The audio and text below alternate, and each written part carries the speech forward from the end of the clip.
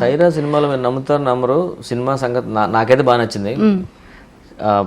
చిరంజీవి గారు తల ఎగిరిపోయినది కూడా ఉరేస్తారు కదా, తల ఎగిరిపోయిన తర్వాత వాడిని అయినా పొడుస్తాడు అలా వెళ్ళగానే ఒక్కసారి అలా ఉండిపోయిన అంతే.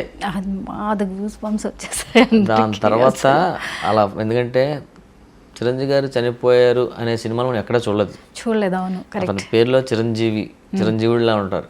అలా ఫస్ట్ టైం ఒక సినిమాలో అతను చనిపోయారు అని తెలియకుండా చిన్న ఎమోషన్ అయిపోయి ఇంటికి వచ్చేసి అస్సలు, అంటే మనం బయటకు వచ్చిన చిరంజీవి గారి సినిమా చూసా అని ఉంటారు కదా, అరే మనకు కావాల్సిన వాళ్ళు మన బాసుకి ఎలాగ చంపేశారు ఏంటి అని ఒక ఫీల్ ఉండిపోయాను అయితే మాత్రం. తట్టుకోలేకపోయారు. ఒకటి స్టోరీలో ట్రావెల్ అవుతూ కూడా తీసిన ఎమోషనల్ సీన్ అండ్ స్టార్ గా మనకి ఆయన మీద ఉన్న అభిమానం ఇవన్నీ కలిపి ఆడియన్స్ నేర్పించారు. అది స్టోరీ డిమాండ్ రియల్ కథ కాబట్టి తప్పు చేయాలి, కానీ మనకి అతను రియల్ కథ కదా, మా చిరంజీవి గారికి ఏదో అయిందని ఫీల్ ఉండిపోయాం కదా మేము. అదే కదా, అంటే ఇక్కడ కొంచెం మారిస్తే కొద్దిగా బాగుండేది. బాగుందేమో ఒకసారి మళ్ళీ తాడు తెంపుకెళ్ళి మిగతా అందరికి వేసేసి ఇతను మళ్ళీ వచ్చేస్తే బాగుంటే అది మళ్ళీ అయిపోద్ది, కథ మార్చలేం కదా.